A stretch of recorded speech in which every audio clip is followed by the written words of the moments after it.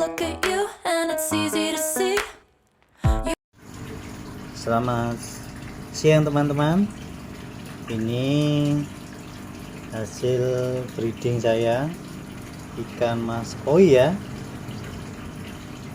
Nah, seperti ini ya teman-teman ya. Hasil breeding saya. Ikannya sangat sehat ya. Sangat sehat-sehat ya. Untuk jenisnya ya ada siro ya. Nah, ini siro, tapi sironya kurang mantap, masih di dalam ya, belum kelihatan. Ini tanco soa ya, tanco soa, ukuran sekitar 15 ya, 15 cm ya, 15 cm. Ini ya, agak puyeh ya. Ini hasil breeding dari umur uraya, dari telur ya, sampai usia sekarang menginjak 9 bulan ya teman-teman ya. Mantap sekali ya. Ini hasil breeding pokoknya ya, di Paul Goldfish ya teman-teman ya. Jadi mungkin teman-teman yang mungkin merasa, wah ini 9 bulan kok masih segini ya, inilah yang saya alami ya teman-teman ya. Pengalaman saya breeding ikan mas koi ya, ikan mas koi dengan rentang waktu 9 bulan ya, menghasilkan ikan koi seperti ini ya, anakan ikan koi ya. Ini sekitar 15 cm ya teman-teman ya. Ini umurnya sama ya, umurnya sama. Ini ada yang kecil ini ya, umurnya sama. Ada yang masih kecil, ada yang sudah besar ya. Rentangnya sama sih, tapi emang untuk pertumbuhan tidak sama ya teman-teman ya. Saya mencoba belajar ya, belajar memijahkan, memelihara. Ini yang mungkin grade-nya beda, maksudnya ini mulutnya agak penyok ya. Nah,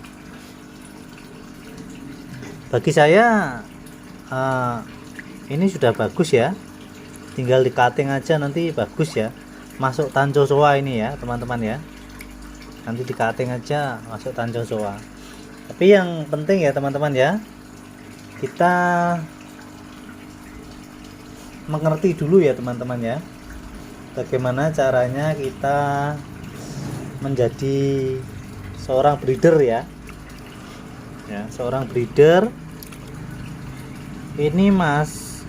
Ini masuk ogon, tapi ogonnya ada bercak-bercak hitam di badannya ya. Puyeh sih, tapi ya begitulah teman-teman ya. Namanya orang belajar itu tidak harus perfect dulu ya, tapi dari hal yang paling kecil itu kita bisa belajar ya, hal yang kecil dulu ya. Nah, nanti jadinya ya lumayan ya teman-teman ya, jadinya bisa lumayan, bisa kita nikmati ya, bisa kita nikmati bersama-sama. Ini kohaku ya, biarpun warnanya agak puyeh, tapi ini termasuk kohaku ya. Ini juga warnanya agak puyeh, tapi kita belajar dulu ya teman-teman ya, belajar sambil mengenal ya, bagaimana ikan koi itu dipijahkan. Setelah dipijahkan terus dia jadi buraya, setelah itu caranya bagaimana merawatnya ya. Dari pengalaman saya teman-teman ya, selama saya memijahkan 9 bulan ini ya, banyak kendala ya teman-teman ya. Ini aja yang masih hidup ya teman-teman ya. Ini sebagian yang saya ambil ya. Jadi selama 9 bulan saya pelihara ini ya. Yang pertama itu kendalanya mungkin dia menetas selama 3 hari atau 4 hari. Setelah itu pakan ya teman-teman ya, pakan yang menentukan ya, pakan burayak ya. Karena jumlahnya dulu pengalaman saya itu sekitar 1000 ya teman-teman ya. Dulu 1000, akhirnya ada kematian massal sekitar separuh lebih ya. Akhirnya masih hidup sampai sekarang ini ya. Sekitar 50 ekor ya, 50 ekor. Karena saya mencoba bagaimana merawat ikan itu sampai usia sekarang ya. Jadi kendalanya itu ya teman-teman ya, di usia 1 bulan banyak kematian ya teman-teman. Mungkin karena aeratornya, atau kita waktu usia 1 bulan itu harus dikasih aerator atau harus dikasih filter. Itu sebagai pengalaman guru yang terbaik ya teman-teman ya. Jadi usia 1 bulan itu saya kasih filter ya teman-teman. Wah, ikannya banyak yang mati ya teman-teman ya. Stres teman-teman ya ikannya. Akhirnya mati separuh lebih ya teman-teman ya. Pengalaman yang saya alami. Nah, terus berinjak 2 bulan mungkin ada yang mati 1, 2, 3. Terus beranjak ke 3 bulan, 4 bulan dan seterusnya. Akhirnya saya sortir ya teman-teman ya. Mungkin sortiran saya ini kurang memuaskan, tapi kita belajar dari segala resiko ya teman-teman ya. Kita belajar dulu ya. Kita belajar untuk bagaimana caranya kita meminimalis bahasanya ketinggian teman-teman ya. Bagaimana kita supaya ikan ini tidak mati ya teman-teman ya. Jadi usia 4 bulan saya kasih filter terus ya, filter terus ditambah aerator. Hasilnya seperti ini ya teman-teman ya. Nah, ini udah usia 9 bulan.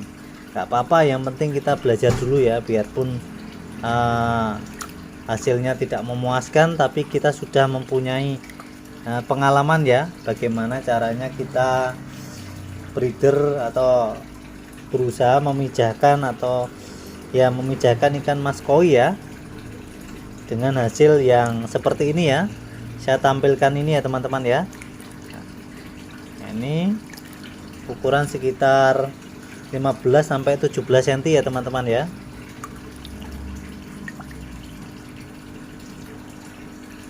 Karena ini indukannya ada soa, ada gurumu, ada ogon ya, menghasilkan ikan seperti ini ya teman-teman ya. Selama 9 bulan saya pelihara ya. Ini masuk koromo tapi ada bintik-bintik hitamnya ya. Masuk koromo tapi ada bintik-bintik hitamnya. Nggak tahu itu apa ini ya, puyah ya. Ini kalau indukannya ini ya teman-teman ya. Indukannya tuh warnanya seperti ini ya, ogon. Indukannya seperti ini. Hasilnya seperti ini ya teman-teman, hasilnya. Nah, hasilnya seperti ini. Bentar.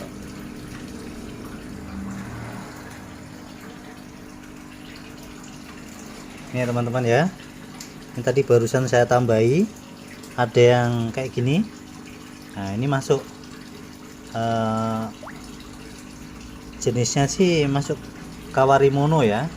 Nah, kawarimono tapi masuk soa juga ini ya, seperti ini ya.